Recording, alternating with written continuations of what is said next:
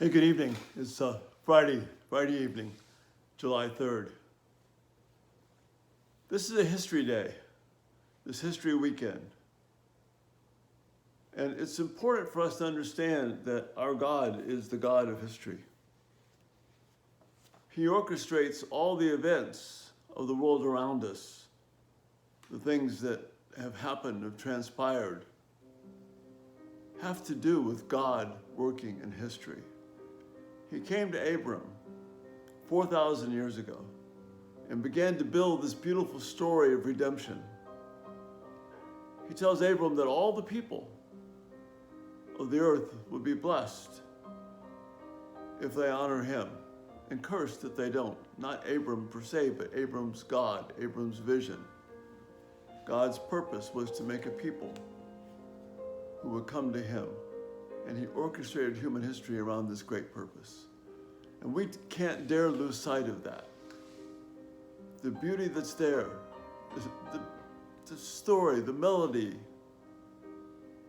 of history is God redeeming people, rescuing and redeeming, restoring. If we lose sight of that, we lose sight of everything. Our own nation's history. We celebrate July 4th. But it's not about God making America great or starting over with America. It's God bringing about a series of events so that he will continue to make his name great and known throughout the earth. The United States of America exists for one reason and one reason only: to serve God's purpose. And he's using this to call people to join in this beautiful story, this song that he's playing of redemption. This grand composition of the glory of God.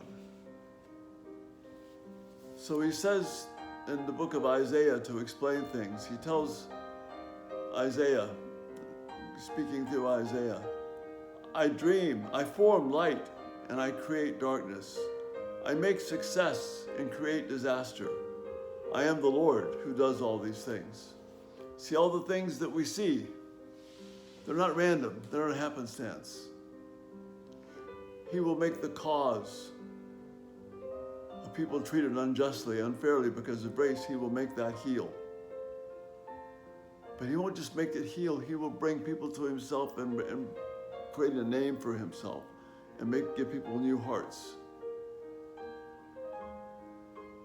Whatever prosperity we may have known is not so that we can enjoy ourselves and say we're great Americans. It's for the purpose of us knowing that God is near and is calling people to himself. It's what Paul tells the people in Acts 17 in Mars Hill. He's not far from us. He's right there with us. This beautiful story. We look at the chaos around us and the threat of the COVID and the hurtful, awful things we see going on. God's not absent from it. What he's doing is he's bringing a people for himself. He's redeeming a people. He's showing us the depths of our depravity. So we've made progress, and yet we see ugliness around us. It's not about us being comfortable. It's not about our country being whole. It's about God making his name great and calling a people for himself who are not citizens of the United States or any other country on this planet, but citizens of heaven. And who, like Abram, are looking forward, when he became Abraham, looking forward to a city whose builder and architect is God. That's this beautiful story that God is weaving together. Don't get caught up in Independence Day simply for us. Be thankful for what God has done. Be thankful for the gifts that have been given. Thankful for the lives that have been sacrificed. But most importantly, realize that all of this is to bring honor to God because He is drawing people to come to know Him. That's what drives human history. That's our goal. Think on that this night. Rejoice in the fact that we don't need to be independent of God. We are dependent upon Him, and that's a great thing. You rest well. Thanks so much for being here, and we'll catch you in the morning. Good night.